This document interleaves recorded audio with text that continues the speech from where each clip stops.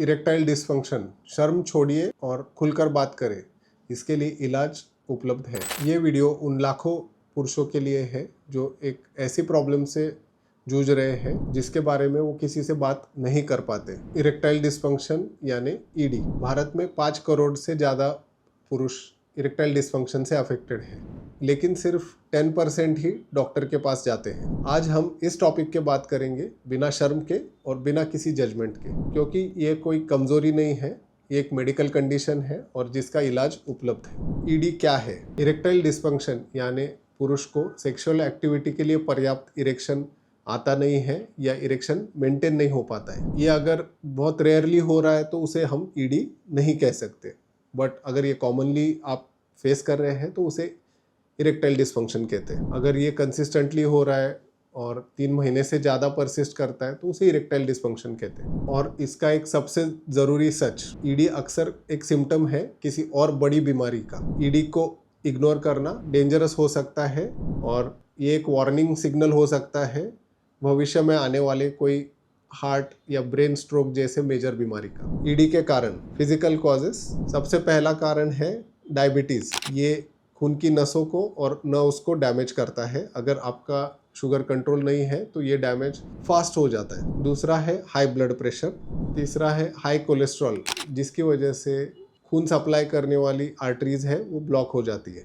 चौथा कारण है ओबेसिटी, वेट कंट्रोल करना बहुत ज़रूरी है। पांचवा कारण है स्मोकिंग और अल्कोहल। छठा कारण है हार्मोनल इम्बैलेंस, जैसे लो टेस्टोस्टेरॉन या हाई लेवल ऑफ प्रोलैक्टिन, इसकी वजह से इरेक्टाइल डिस्फंक्शन हो सकता है। छठा कारण है मेजर सर्जरीज, जैसे प्रोस्टेट सर्जरी के कारण नर्व्स को डैमेज हो सकता है और इसकी वजह से ऑपरेशन के बाद मेजॉरिटी पेशेंट्स में इरेक्टाइल डिस्फंक्शन जैसी समस्या देखी गई है। दूसरे कारण है साइकोलॉजिकल कारण। ये मेजरली यंग लोगों में देखे जाते हैं। सबसे पहला कारण है performance anxiety. Newly sexually active पुरुषों में परफॉर्मेंस एंग्जाइटी काफ़ी कॉमन है और इनिशियल फेल्योर की वजह से ये स्ट्रेस और बढ़ जाता है। दूसरा डिप्रेशन या स्ट्रेस। तीसरा रिलेशनशिप प्रॉब्लम्स। पोर्नोग्राफी जैसे आदत की वजह से भी साइकोलॉजिकल प्रॉब्लम्स हो सकते हैं, जिसे इरेक्टाइल डिस्फंक्शन जैसी समस्या हो जाती है। अगर आपका इरेक्टाइल डिस्फंक्शन साइकोलॉजिकल है या फिजिकल कॉजेस की वजह से है, इसको जानने का एक सिंपल तरीका है। अगर आपको मॉर्निंग इरेक्शंस होते हैं लेकिन पार्टनर के साथ आपको इरेक्शन नहीं आ रहा है या सही इरेक्शन मेंटेन नहीं हो पा रहा है, तो ये साइकोलॉजिकल होने के चांसेस ज़्यादा है। और अगर आपको मॉर्निंग इरेक्शंस भी नहीं आ रहे हैं और इंटरकोर्स भी नहीं हो पा रहे हैं, इसके फिजिकल कॉजेस होने के चांसेस ज़्यादा हो जाते हैं। ईडी का इलाज कैसे करें? पहला है लाइफस्टाइल चेंजेस। वजन कम करें। 10% वेट लॉस की वजह से लगभग 30% लोगों का इरेक्टाइल डिस्फंक्शन का प्रॉब्लम इम्प्रूव हो जाता है। स्मोकिंग बंद करना ये सबसे इम्पॉर्टेंट और ज़रूरी है अगर आप अपने इरेक्शंस को नॉर्मल रखना चाहते हैं तो। रेगुलर एक्सरसाइज करना ज़रूरी है। हफ्ते में लगभग 150 मिनट्स का एक्सरसाइज अगर आप कर रहे हैं तो आपको इरेक्शन क्वालिटी में सुधार ज़रूर महसूस होगा। अल्कोहल कम करना ज़रूरी है और सबसे इम्पॉर्टेंट 7 से 8 घंटे की रेगुलर और साउंड स्लीप इरेक्शन के लिए बहुत इम्पॉर्टेंट है। दूसरी ट्रीटमेंट ऑप्शन है मेडिसिन।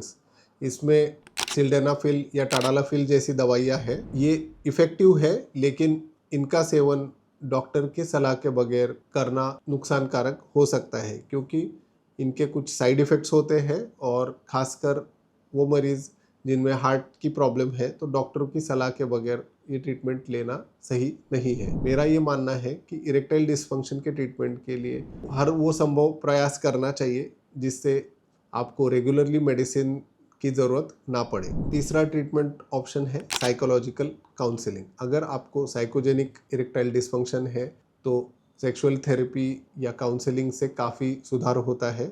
इसमें कपल थेरेपी भी इम्पॉर्टेंट रोल प्ले करती है। इरेक्टाइल डिस्फंक्शन के लिए एडवांस ट्रीटमेंट क्या है? तो शॉकवेव थेरेपी इरेक्टाइल डिस्फंक्शन के ट्रीटमेंट के लिए एक एडवांस ट्रीटमेंट है, जो एक नॉन इन्वेजिव ट्रीटमेंट है और पोटेंशियली लॉन्ग टर्म ट्रीटमेंट है।